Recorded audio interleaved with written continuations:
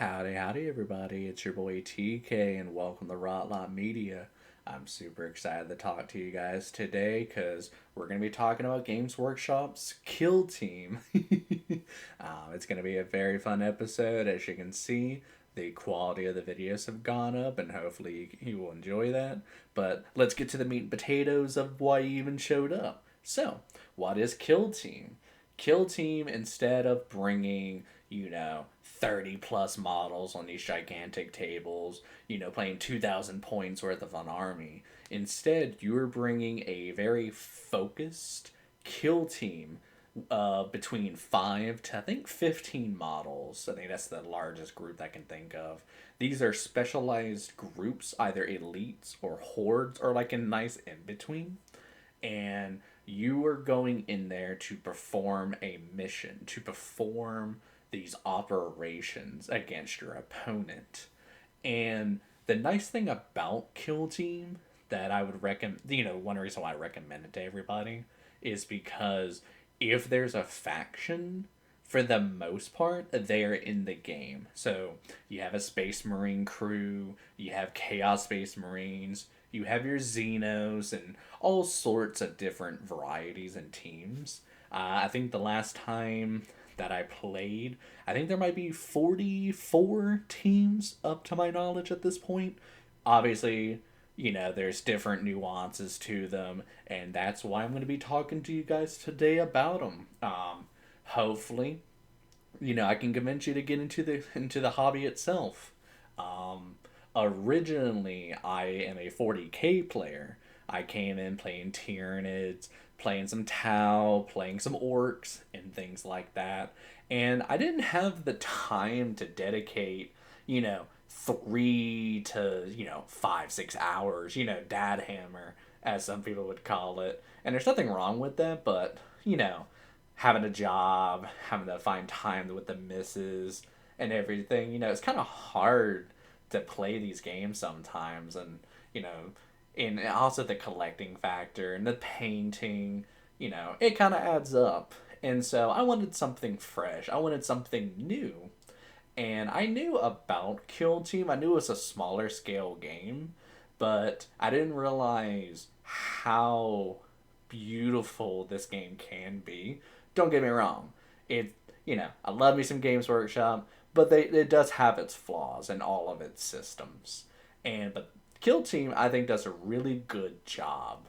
The best way I can describe it is it feels like a really interactive chess game. You can run in there Oonga Boonga style, and that is absolutely fine. But for any of you who enjoy the playmaking potential of outplaying your opponent more than just, he saw me, he kills me, this game will definitely catch your interest. And it's, I think I'd recommend it to you. So what I wanted to do is I wanted to go over some of my kill teams, kind of explain a little bit about them, and eventually go over rules and different, how you play a game of Kill Team, if that makes sense. And I think it's going to be a lot of fun, so let's go on ahead with that. All right, and this is my first kill team. You got the Visionary, the Ventriloquar, the Screecher, the Gunner with Melta, the Heavy Gunner, the Fearmonger, the Skin Thief, the Gunner with Flamer, and the 2 Warriors.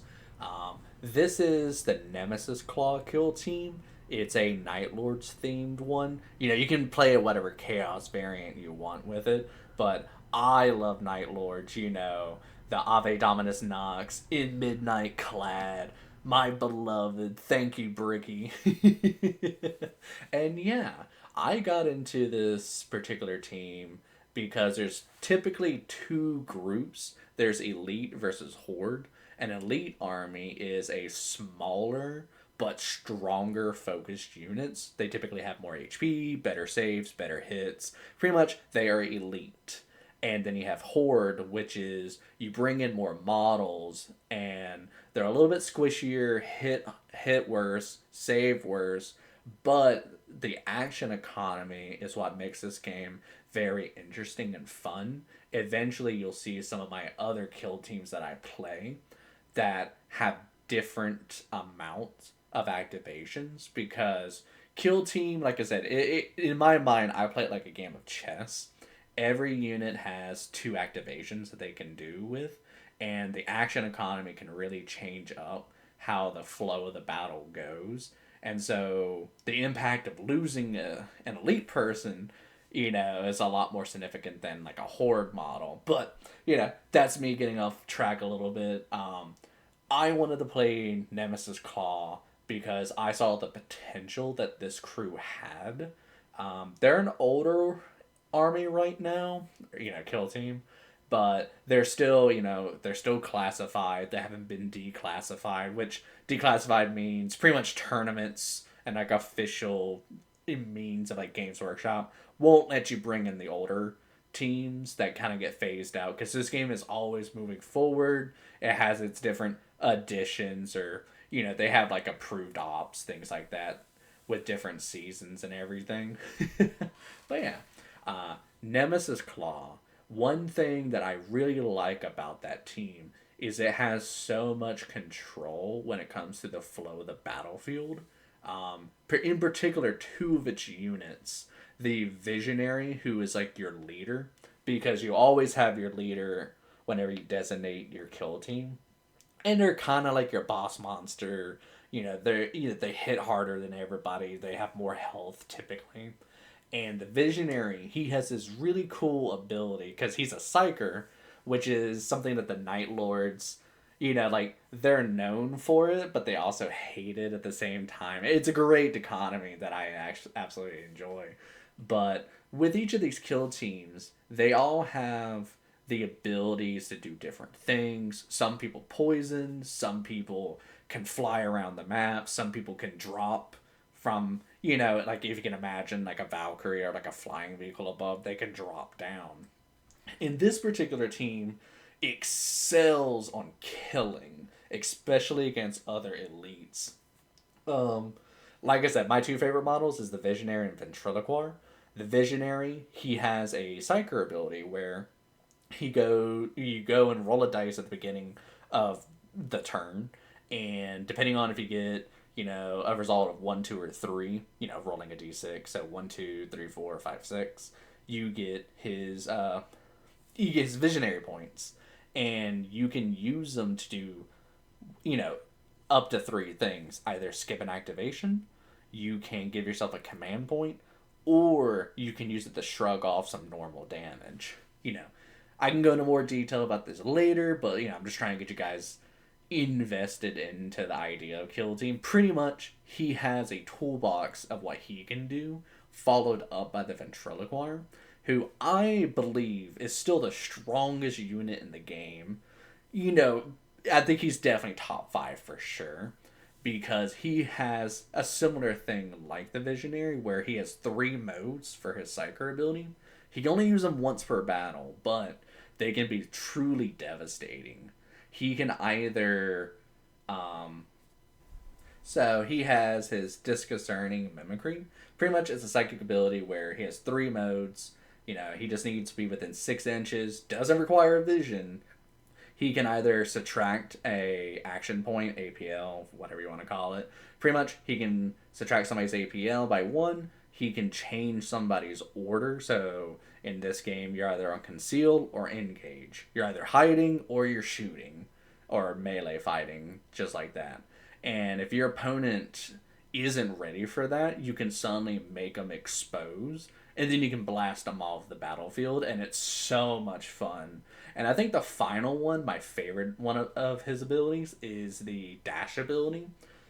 Like I said, keep it very short when it comes to these guys, but with the dash ability, you can make them do a 3-inch move, and you can just make them run out into the middle of the open, and you can just blow them up. And it is such a fun ability. It definitely can make or break games, and just the feeling of your opponent feeling safe, and then all of a sudden, oh shit, I expose a unit, especially one that has already gone and used up all of his action points. That model's just dead at this point. Because, like I said, this kill team is designed to kill people. And yeah, each one of the models has its own little niche thing that it does, but I just want to give the highlight on like two of them just so we can focus and continue on in the video. But Nemesis Claw, whew, do I love it, and I'm super excited because I also picked up Murder Wing, and that's gonna be another Night Lords themed army, kill team for me. I'm super excited about them, but let's continue on to another kill team, why don't we? And yeah, up next we have the Ravener kill team. You have the Ravener Prime, the Venom Spitter, the Fel Talon, the Tremor Scythe, and the Wrecker. It technically has a sixth member, which is the Warrior, but this is one of those very, very small elite teams. It's only five. And what makes this team really cool compared to the last team is, like I said, you only have five. But in return, normally elite teams have about 14 HP. These elite models have 20 or 21, depending on the boss and everything. And so they have so much HP, but you have less activations. And, just being able to bring a new team and play it is just such a fun thing to do. And another cool thing about Raveners is they play vastly different than a lot of teams. They have a couple comparisons, but realistically, there's only like three or four I can think of that kind of match that similar vibe. The Raveners, they like to dig underground, and so they have this tunnel marker where at the beginning of the game you will put down this marker at the edge of the map, and every turn you can extend it by 5 inches. And what this does is your models can hide inside of it or pop out of these tunnels. So over the period of 4 turns, which is the normal rounds for a kill team, you can spread this wave of just of tunnel markers. And depending on which one you use, like your Venom Spitter, that's your ranged threat. You have your Fel Talon, which if somebody steps on the tunnel, you can use an action, during your activation to to poke the enemy from below, poisoning them and damaging them. And it's so much fun to just have that threat of the tunnel that your opponent has to keep up with. This is a very slow team compared to like the Nemesis Claw, who want to constantly be out there killing. This team, the Raveners, want to spend like the first 2 turns building their tunnel, playing it safe, because every time you lose a model, your chance of just losing goes up so much higher. And that's just something you have to be mindful of. But you can just, it's such an easy team. Like if you're somebody that kind of gets stressed out, or you start to overthink, or your brain starts to fry out, this is a really solid army to just pick up and just relax with. Because like I said, for the first 2 turns out of 4, you're kind of just doing nothing. But when you hit turns 3 and 4, you just explode out there. You have very decent melee damage. You have so much HP, and when you pop out, you're popping off as well. And it's just such a fun feeling, depending on your opponent, because in Kill Team, you're all bringing different models. Some people are a fan of Raveners, other people aren't, just because they're a very uninteractive team. But like I said, if you want like an hour and a half match, feel like it only takes 45 minutes to an hour, Raveners, they are your go-to. Definitely there's more into it that you can look up. I definitely would recommend this team. It's super simple to run. You don't gotta do much thinking, and it's just a lot of fun just playing a big old monster with a shit ton of HP and just punching your opponent to death and poisoning them. Couldn't recommend Raveners anymore. Alright, let's keep going on to the next kill team. Oi, oi, oi, it's me, the Orc Boys! Yeah, this is my third kill team that I have. It is the Orc Kommandos, yes, with a K. What's funny about this particular kill team is my wife is an Orc player, And of course, I told her about the purple orcs and everything. Like, you've never seen them. That's that's why they're the best orc and everything. And so I convinced her to paint her orcs purple, and it is so good. I love that joke. But yeah, no. So the orc commandos, they are, I think, like 2021 a kill team. So they're like super old. They're still good. They're still viable. Obviously, as time goes on, certain kill teams get weaker. And sometimes it's kind of funny whenever a new kill team comes out. And it's like, oh yeah, they're super strong, super good. But then some kill teams from like way back when, for some reason, are perfect counters to them. And it's kind of funny. But yeah, no, Orc Commandos was my technical first kill team, just because my wife had the models, and I was like, oh, cool, I'll just go do a demo night and go play at my local LGS and everything. And so, yeah, we have the Boss Knob, the Breacher Boy, the Daka Boy, the Sniper Boy, the Comms Boy, the Burner Boy, the Rocket Boy, the Slasher Boy. Then you have the two normal boys, and you have your Commando Grot and your Bomb Squig. And so yeah, this is my first Horde team that I have. I think it's my only one technically. And with this team, you can bring up to 10 or 11 models technically. Because what happens is with this team, because Nemesis Claw, you can select from any of those 10 models you saw with, and you can choose between 6 of them. So it gives you kind of build variety. The Ravners, you kind of can't do that build variety. Like, you kind of just take those 5 and you ignore the warrior. And for commandos, they're sort of in that similar ballpark where, you bring in your 10, your 10 models. Well, technically, 9. And then what you do is you have the choice of either bringing one more boy, or you can bring in a Commando Grot and a Bomb Squig. And if you're going to be playing Commandos, you should be bringing the Commando Grot and the Bomb Squig. Yeah, and let me actually go into detail about the Commandos. I just love gushing and talking about these things. Yeah, so the Orc Commandos, those are your stealthy, very quiet orc boys. Normally orcs are loud and proud and just, run and gun, but these are more, tactical squad. All of them have this really cool ability, because every team has its own special ability that it kind of has. Like in Midnight Clad for Nemesis Claw, if you're more than 8 inches and they're next to heavy terrain, they're obscured, you can't shoot them. And things like that. With the Commandos, they have the ability where, like I said, there's 2, you can either be on conceal or on engage. If they are on conceal, they can charge. So you can imagine them charging from the shadows. And if they kill somebody and that model is dead, well, they're still in conceal and your opponent can't retaliate unless they, meet the conditions that do all that. But no, the orcs are so much fun. They have a lot of tools in their, in their belts.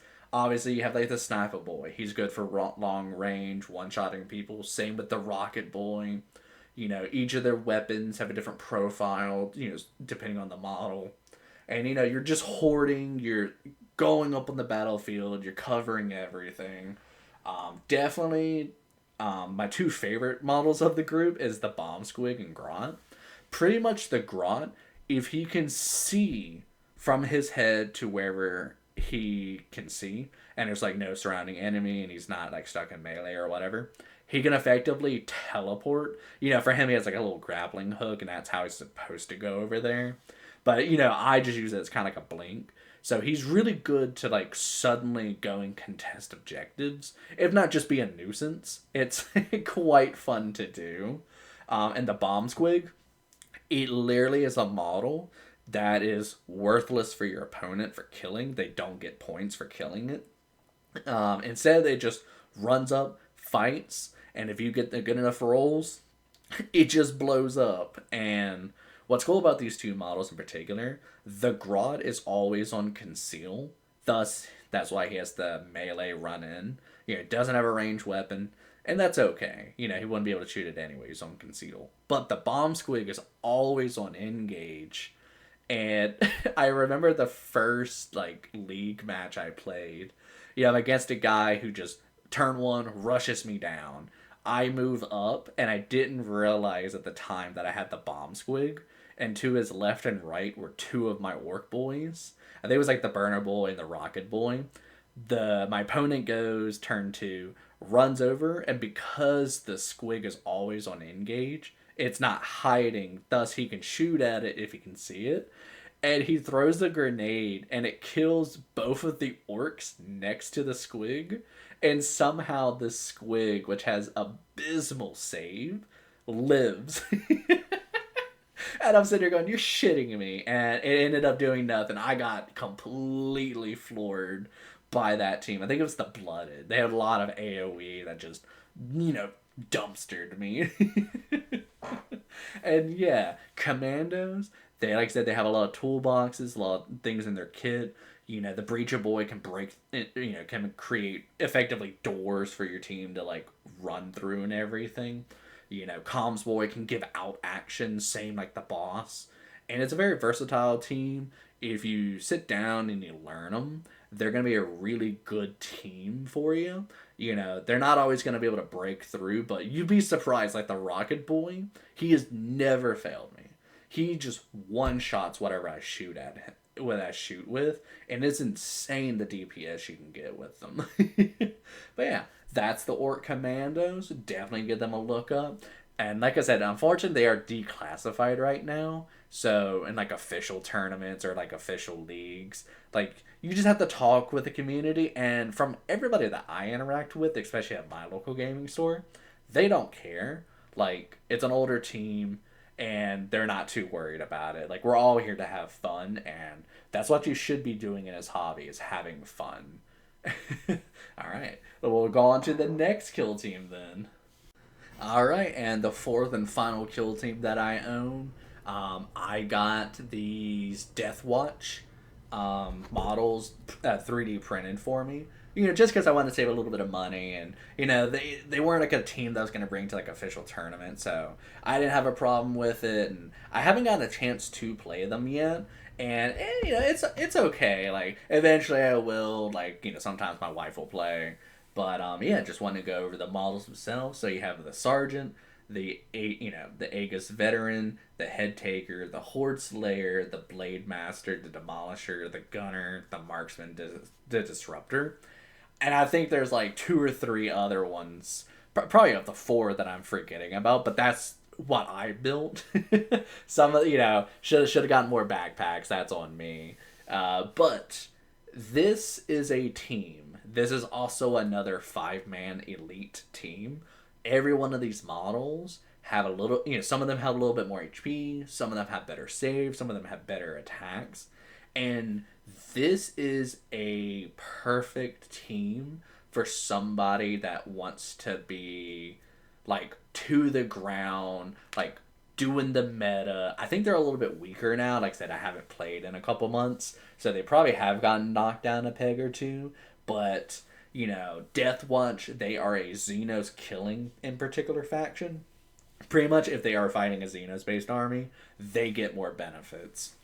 And what I really like about this team, kind of like with the Raveners, like you have to play super smart and hyper-focused because you only have 5 models. You have to make the most with your actions.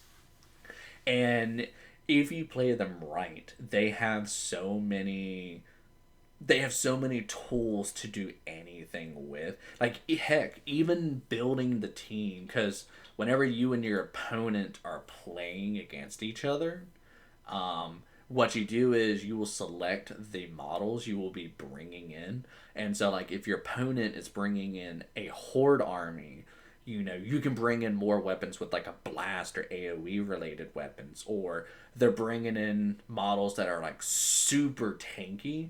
Thus, you want to bring in higher damage. And so, this is, like, I would call the ultimate build-a-team. And I think that's just so much fun with Kill Team. Because you do get teams where, you play exactly what they give you, and that is it. And then you have teams like Deathwatch, where depending on every scenario, you could be bringing a completely different squad every game.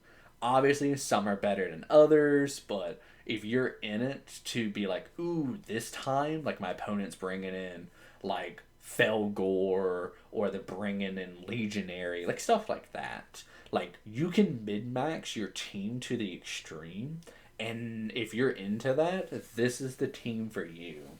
Unfortunately, I don't have as much, information about this team because I haven't honestly had the chance to play it.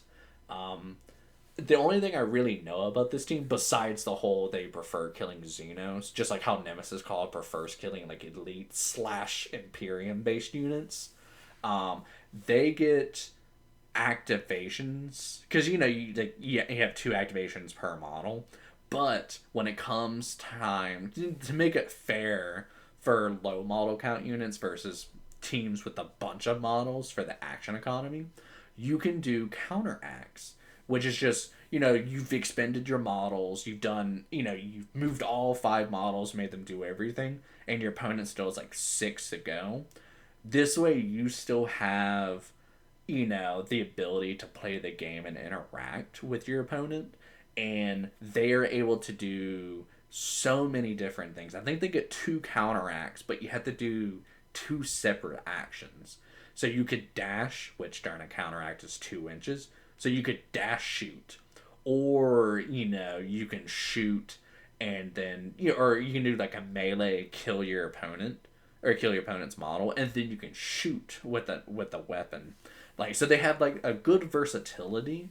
And like I said, if you're into that, if you love mid maxing and you love just having this flavor, bringing in a veteran, Death Watch unit, yeah, this is the team for you, and hopefully you enjoy it.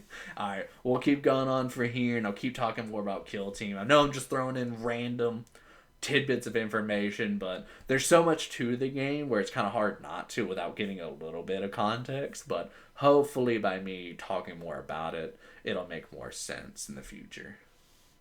Alrighty, so up next, we're going to be talking about a couple different things. We're going to be talking about the equipment, the ploys, the data card, the, approved card packs and everything when it comes to Kill Team. So the nice thing about this game is to kind of like run it through for you. Um, when you show up to a match with your opponent, you will figure out the terrain layout, and from there you will start to build your kill team, and you'll be doing several different things. You're going to be selecting your team, your team itself. So if you bring in like Nemesis Claw, you're bringing in 10 plus models, but you only select 6, and depending on what your opponent's bringing, you'll just pick the models you think are needed for this situation. So you could be like, oh, Visionary, Ventriloquist, Screecher, Gunner, Heavy Gunner, and then a Fearmonger. Whatever you're going to do, you're going to be building your kill team.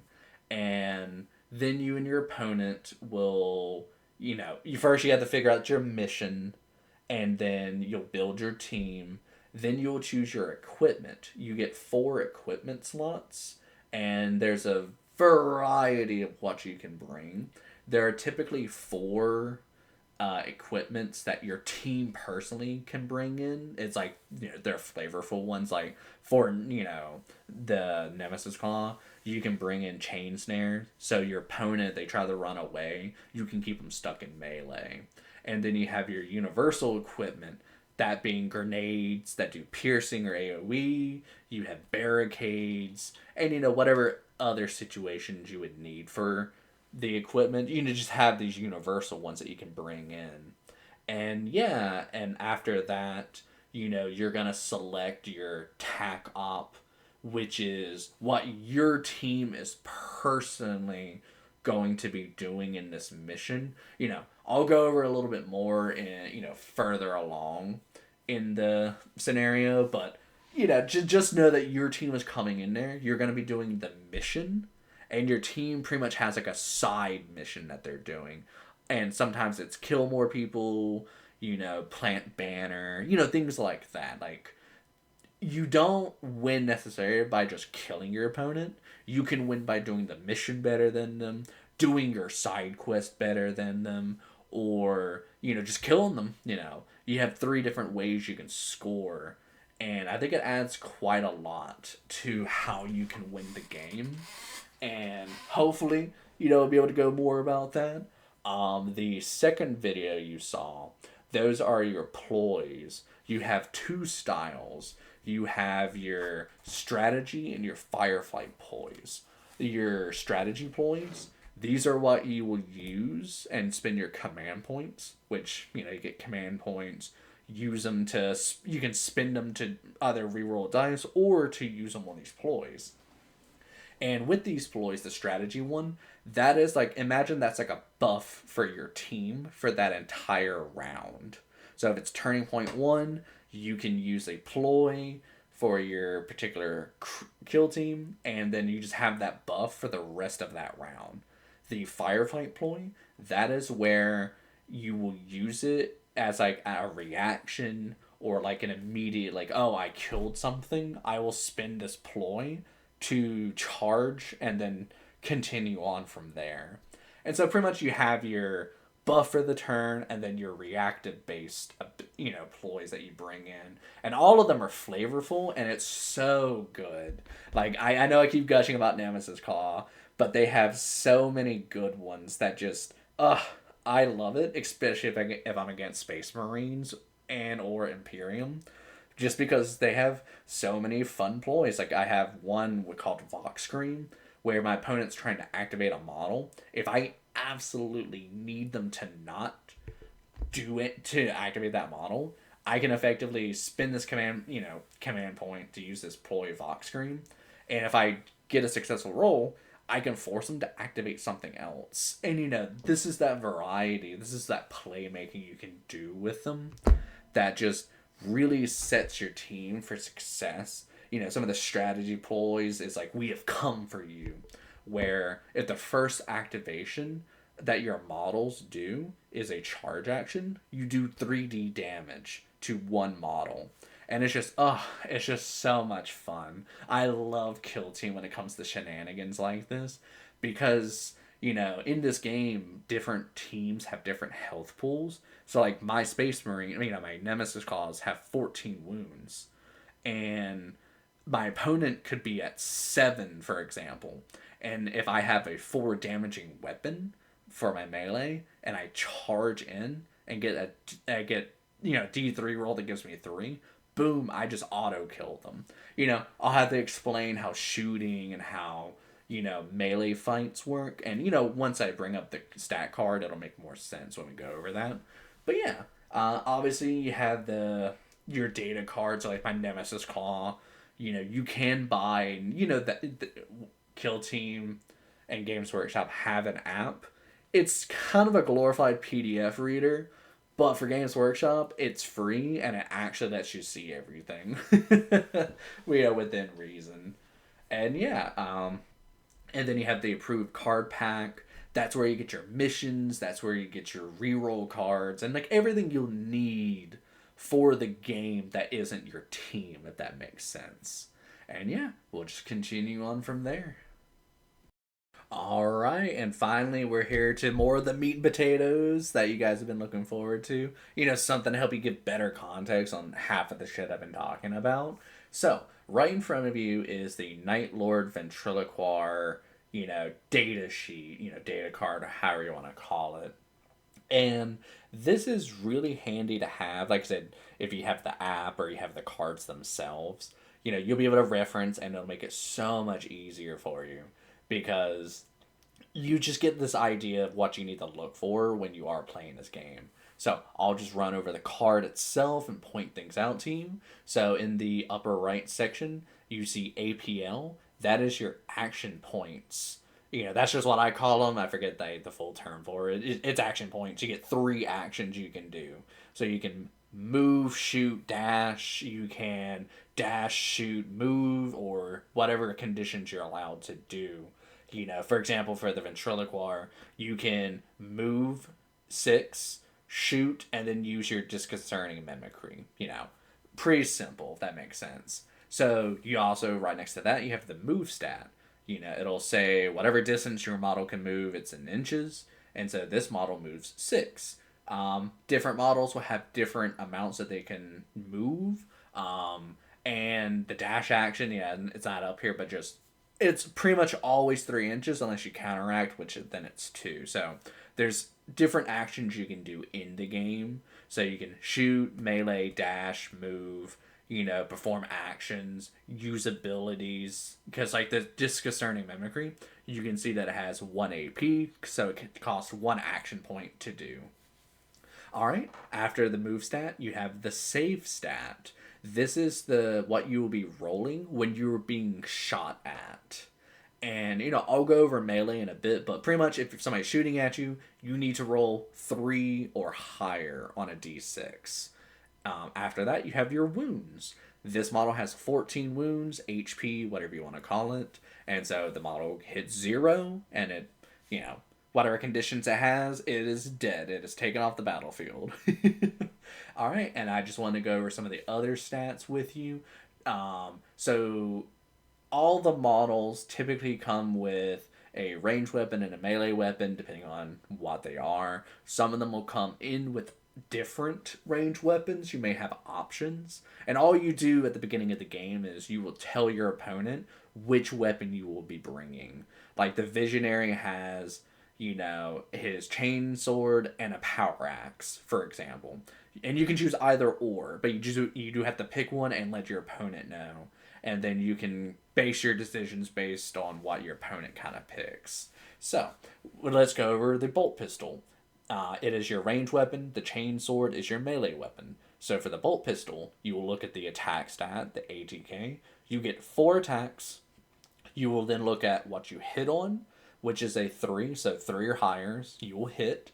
And then you see the damage, which is 3 and 4. To make this super simple for you, if you roll a 6, those are crits.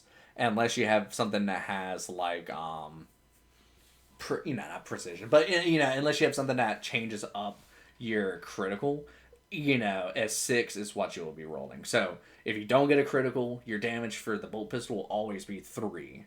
And so if you do get a crit, it does 4. And it has the weapon range of 8. So anything within 8 inches, you can shoot. Typically, teams will typically have certain range limits. Like almost all the Night Lords, besides like 2 of them, the Gunner and the Heavy Gunner, they shoot at 8, which is great for them. It's something simple that you don't have to think about, because is Ventriloquist 8 inches, Visionary 8 inches. Like, the game really simplifies it in a nice way where you don't have to constantly have to remember certain stats, like especially once you get used to a team. And so after that, you have the chainsword. You have 5 attacks, hitting on 3s, 4/5, and no weapon range because you have to be in melee. I did want to go over this with you. So you don't have a save stat when you're doing melee in this game. I think this is the funnest part about Kill Team, and it's melee. So the way melee works is you and your opponent will both roll your dice. So for example, let's say my Ventriloquist was fighting my opponent's Ventriloquist. I roll 5 dice, he rolls 5 dice. And then we see what we got. Any of them 3 or higher are successes.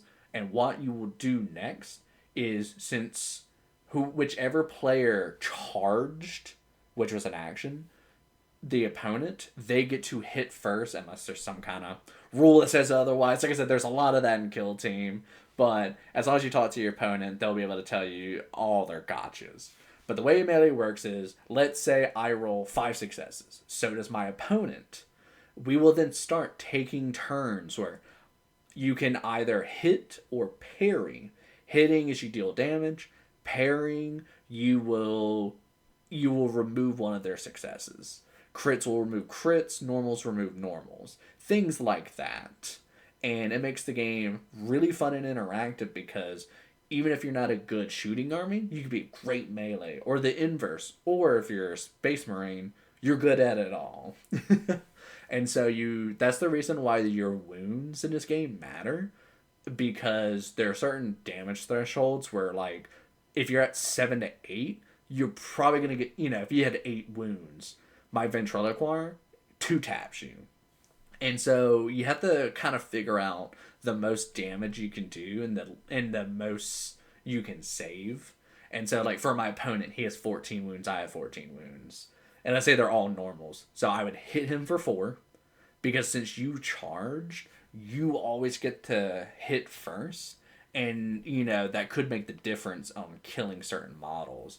So, like, I would hit my opponent for 4, it goes back to him, and let's say he hits me back, and we just trade back and forth.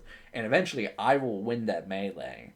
And that's where, like, if I had 2 successes to his 5, for example, it changes up the math, and that makes Kill Team so much fun. Like, in Warhammer 40k, you're just rolling dice, rolling to hit, rolling to wound, and then your opponent is rolling to save.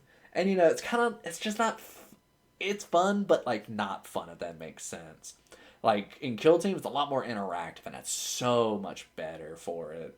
And so, if you roll really good, you get 5 attacks, your opponent gets 0, they're just dead.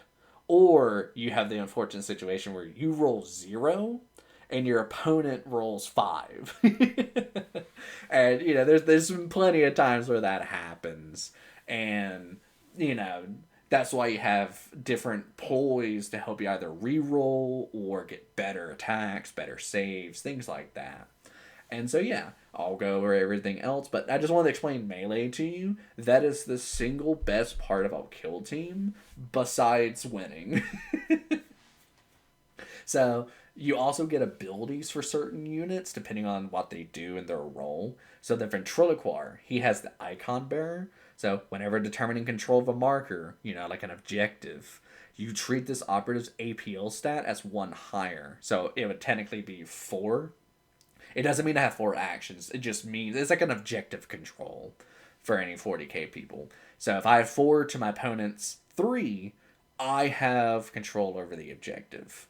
And, that's just a quick little TLDR on that. And then the final thing is the Ventriloquar. He's a Psyker who has the disconcerting mimicry that I talked about earlier. Pretty much, you spend an action point, and then you can select one enemy operative within 6 of this operative, and select one of the following for the enemy operative. You can only select each option once per battle. Some of these cards are out of date. Some of them do need to be updated, so that's just something with physical media, because this game does update. But as far as I know, this hasn't been changed up. And so, yeah, with this concerning mimicry, you can subtract an APL from your opponent. So they have 2 actions, now they only have 1, which really can break them. You can make them change their order. This is where, if they're on conceal, you can put them on engage and then shoot them. Or, just being able to choose your own models to save... Or, sorry, you can't choose your own models because it's enemy operative. Duh. You can tell I'm rusty.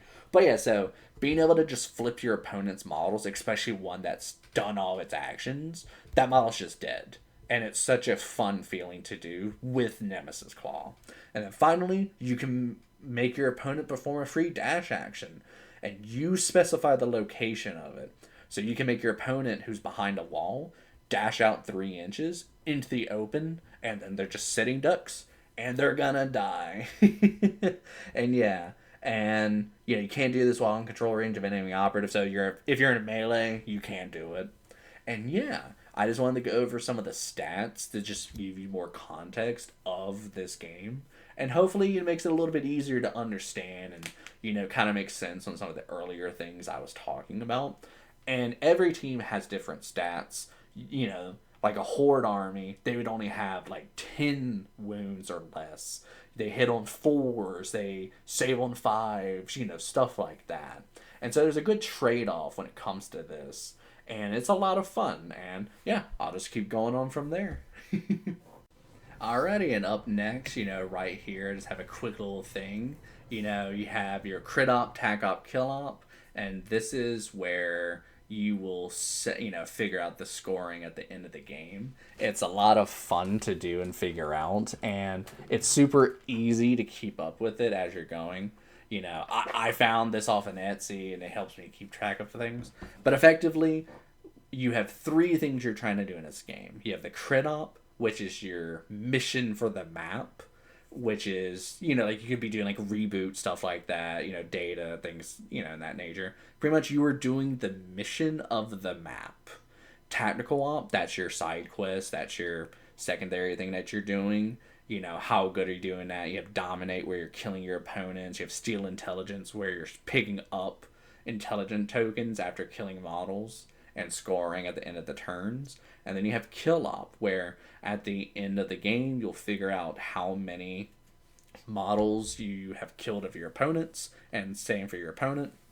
And you'll figure it out, and you'll score at the end of the game. And whoever has the most wins. And it's really simple. Nothing too much to it. You just score as you go along the game. You can keep up with your command points, keep up with the turning points, things like that. And yeah.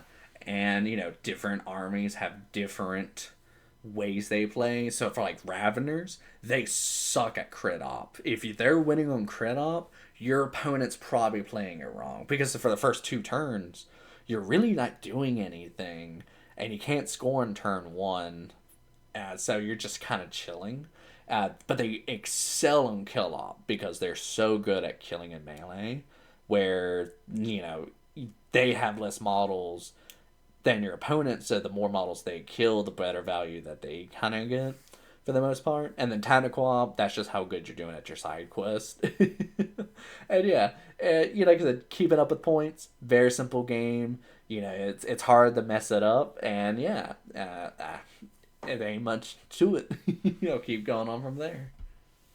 All right, and the final thing I just want to do with you guys is I just wanted to show off some of the terrain I've built and played with, um, and just give you like an idea of how to visualize this game. So, for example, I have a Nemesis Claw. He's on the ground, and up above him is a sniper boy from the Kommandos. And you can see that in this game, there's different dynamics, there's different map design. Some of them have a second story, some of them are like a dungeon where, there are like these winding narrow ways and like walls that you can't just run through. You actually have to go through doors unless you're like a Raveners player. Raveners cheap, by the way. They can go through walls. But no, so, I have a ventriloquist. He's looking up at the sniper boy.